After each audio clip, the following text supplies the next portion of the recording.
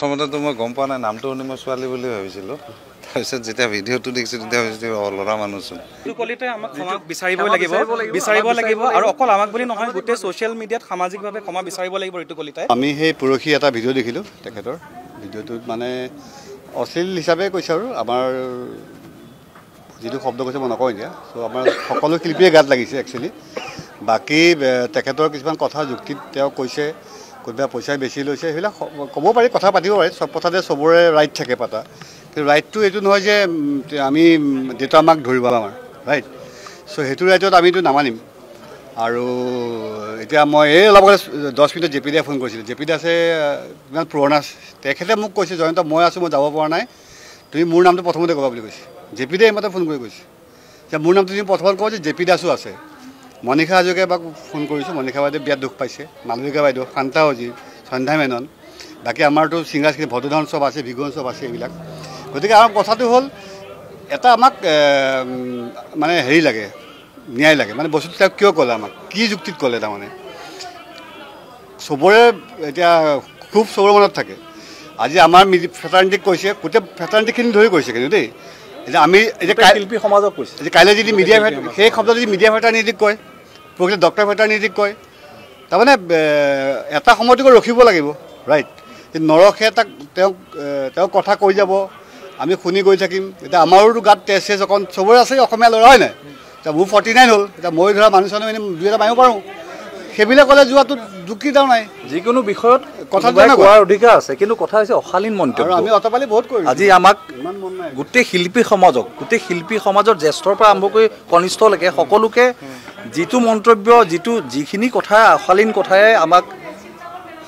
কৈছে সেই কথাখিনি আমি আচলতে আমাৰ গাত লাগিছে আজি জ্যেষ্ঠ শিল্পী জে পি দা শান্তা অজি বাইদেউ আমাতকৈ বহুত ছিনিয়ৰ বহুত শিল্পীয়ে আজি মনত সাংঘাতিক ধৰণে দুখ পাইছে আজি ভদ্ৰদা আছে ভদ্ৰদাই আজি খুব ব্যস্ততাৰ মাজত আহিব নোৱাৰে যদিও আহিছে তেখেত আজি আমাৰ গোটেই শিল্পী সমাজ প্ৰায় 80-90 জন মানুহ আমি দিছপুৰ থানা আহিবলগীয়া হৈছে এটা অৱস্থা কাৰণ কেলৈ আজি তেখেতক যদি আমি এটা বিহিত ব্যৱস্থা নলওঁ বা এটা আমি থানালৈ আহিবলগীয়া এটা প্ৰক্ৰিয়া যিটো হৈছে তেনেকুৱা যাতে আৰু ভৱিষ্যতে নহয় তেওঁৰ কি মনোভাৱ লৈ পেলাই তেখেতে কি সেইটো ঠিক কৈছে সস্তীয়া জনপ্ৰিয়তা তেওঁৰ আজি বিভিন্ন পোষ্টত আমি দেখা পাওঁ বহুতে বেয়া মন্তব্য কৰে তথাপিও তেখেতে অব্যাহত ৰাখিছে এই বস্তুটো কাৰণ এখন সমাজ আমি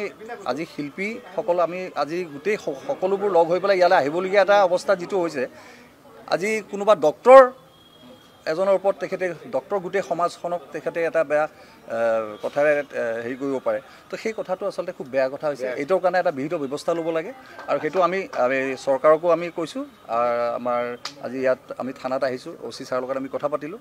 ঋতু কলিতাই আমাক ক্ষমা বিচাৰিব লাগিব আৰু অকল আমাক বুলি নহয় গোটেই ছ'চিয়েল মিডিয়াত সামাজিকভাৱে ক্ষমা বিচাৰিব লাগিব ঋতু কলিতাই আৰু তেওঁ এই অসভ্যালি অকলে যে শিল্পী সমাজৰ ওপৰতে কৰা নাই তেওঁ নাৰীৰ ওপৰত কৰিছে বহুত অশ্লীল মন্তব্য দিছে পাৰ্চনেলি বহুতে যুঁজিছে আগতে তেওঁৰ ওপৰত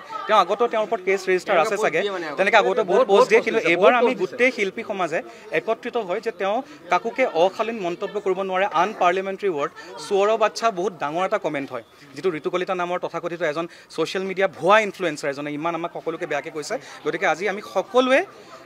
মানে উচিত আহি পেলাই সমজুৱাভাৱে আহি পেলাই আমি উচিত ব্যৱস্থা লৈছোঁ আইনী আৰু তেওঁ সকলোকে ক্ষমা বিচাৰিব লাগিব আৰু ভৱিষ্যতে অকল অসমীয়া শিল্পীসকলে নহয় কোনো কমিউনিটিক আপোনালোকক সমাজ মাধ্যমক যিখিনি আপোনালোকৰ যিখিনি সংবাদদাতা আছে কাকো ক'ব নোৱাৰে ডক্টৰ সমাজক ক'ব নোৱাৰে জাৰ্নেলিষ্টক ক'ব নোৱাৰে ছিংগাৰ্ছক ক'ব কাকো যাতে ক'ব নোৱাৰে তো সেই অশ্লীল মন্তব্য তাৰ পৰা যাতে বিৰত থাকক তেওঁ শিক্ষা পাব লাগিব তেখেতৰ প্ৰথম প্ৰব্লেমটো হৈছে পইচা লোৱাত মানে শিল্পীয়ে বেছি পইচা লয় সেই দুটা বস্তু তেখেতক মই কৈ দিওঁ শিল্পী আৰু কমিটিখনৰ মাজত এটা আণ্ডাৰষ্টেণ্ডিং থাকিব কমিটিখনক শিল্পীজনে ক'ব 2 লাখ 3 লাখ তেওঁলোকে ক'ব 1.5 লাখ 2 লাখ তেওঁলোকৰ মাজত আণ্ডাৰষ্টেণ্ডিং থাকিব সেই কমিটিখনে যদি এজন শিল্পী আজি যে পদ্মনাভ ভিগু বা কলদুল যাকে মাতে যে 3 লাখ টকা মই ইয়াক নিদিওঁ 3 লাখ এওঁক দিম 2 লাখ টকা সেইটো তেওঁলোকৰ মাজৰ আণ্ডাৰষ্টেণ্ডিং হয় নাই সেইটো কাৰণে তেখেতে খং কৰি তেখেতে মাত মাতিবলগীয়া তাৰ কোনো কথা নাই ঠিক আছে গালি পাৰিব নোৱাৰে ছিংগাৰ তেখেতে মাত মাতিছে বাৰু একো নামাতিব পাৰে তেওঁ ৰাইট আছে মাতা কিন্তু মাতাৰ লেংগুৱেজটো ভুল হৈছে সেইটোৱে আমাক অশালীন মন্তব্য কৰিছে চোৰৰ বাচ্চা বুলি আমাৰ গোটেই শিল্পী সমাজক চোৰৰ বাচ্চা বুলি তেওঁ সম্বোধন কৰিছে সেই কথাটোত আমি আমাৰ সহ্য হোৱা নাই আৰু তেখেতে ক্ষমা বিচাৰিব লাগিব আমাৰ সেইটো কথাতে আমি সহ্য কৰিব নোৱাৰোঁ মানে নকৰোঁ তাৰমানে ইয়াৰ কাৰণেই আচলতে পৰহিৰ পৰা আমি চায়ে থাকিলোঁ এটা ভিডিঅ' হিচাপে চাই থাকিলোঁ প্ৰথমতে অকণমান চাই বাদ দিলে যে ইয়াক চাব নোৱাৰে আগতে দেখিছোঁ আৰু তেওঁৰ ওচৰত তেতিয়াই মই বাকীকেইজনক কৈছোঁ যে তেওঁৰ পষ্টত আমি কমেণ্টবাজি কৰি থকাৰ কোনো উচিত নহয় তেওঁক প্ৰমোট কৰি যোৱা হ'ব সেইটো কৰাতকৈ আমি নিজে এটা ব্যৱস্থা লওঁ আৰু এনেইতো খঙত বহুতে মাৰপিট কৰি দিম আমুক কৰি দিম তামুক কৰি দিম আৰু আমি সেইটো বস্তু নিবিচাৰোঁ ডেফিনেটলি মানে নিবিচাৰোঁ তাৰমানে তাকো এজন ব্যক্তিক নহয় এটা জাতিক কৈ আছে তাৰমানে আমি শিল্পী জাতিটোক জাতিটো গোটেই আৰ্টিষ্টৰ আমাৰ গোটেই ফেটাৰ্নিটি মই নামবিলাক আমি নিজকে তাৰমানে এটা জাতি বুলি এইখিনি নামখিনি উল্লেখ কৰিব বিচাৰিছোঁ আমাৰ ইয়াতে জে.পি. দাস ছাৰ শান্তাউজী বাইদেউ তাৰপিছত সন্ধ্যা মেনন গৰিমা শইকীয়া গাগ দিগন্ত ভাৰতী দা জয়ন্ত কাকতি দা ইপচনলাল বৰুৱা দা দীপলিনা নাহিদ মৌচম বৰ্ণালী বা ৰূপম ভূঞা দা দিগন্ত বৰদলৈ দা ৰূপাংকৃতা পাপৰি শেখৰজ্যোতি গোস্বামী ৰিচা ভৰদ্বাজ গীতালী দেৱী মন্টুমণি শইকীয়া বিদিশা দেৱী শেখৰজ্যোতি বৈশ্য সুমিত সাগৰ ৰেকিব দীপকেশ বৰগোহাঁই প্ৰাণদীপ হাজৰিকা পিংকু বাবন প্ৰাঞ্জল জোন জোনাক ৰিচা কাশ্যপ পাৰ্থপ্ৰতিম গোস্বামী ৰেকিবুল হুছেইন ধ্ৰুৱ ঠাকুৰীয়া সুৰজিৎ বৰা অৰুন্ধতী ভানুপ্ৰিয়া লক্ষী চন্দ্ৰ পম্পী পুৰবী বনশ্ৰী শইকীয়া গীতাঞ্জলি দাস ঋতু হাজৰিকা NK তৃষ্ণা বুলু দীপাংকৰ ভৃগু কাশ্যপ মনীষা হাজৰিকা মালবিকা বৰা পদ্মনাভ বৰদলৈ সুবাসনা দত্ত অনিন্দিতা পল মৌচুমী চহৰীয়া চয়নিকা ভূঞা কলল বৰঠাকুৰ পাপৰি গগৈ দেৱজিৎ বৰা শ্যামল ভূঞা ইত্যাদি কৰি 90 এয়া চাব পাৰি 94 ইয়াতে ৰেজিষ্টাৰ হৈছে এতিয়ালৈকে আৰু অসমৰ অকল আমি যিখিনি গুৱাহাটীত আছোঁ এইখিনি নহয় নলবাৰী শিল্পী সমাজ আৰু মৰাণত আমি তাত থানাত গোচৰ দিছে নলবাৰীত দিছে বিশ্বনাথ চাৰিআলিত দিছে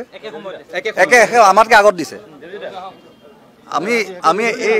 আমি এইটো সময়ত ইয়াত দিছোঁ থানাত কিন্তু বাকীবোৰ থানাত অলৰেডি গোচৰ তৰা হৈছে এটা কথা ক'বা এই পইচা পাতি লোৱাৰ কথা যে কৈ আছে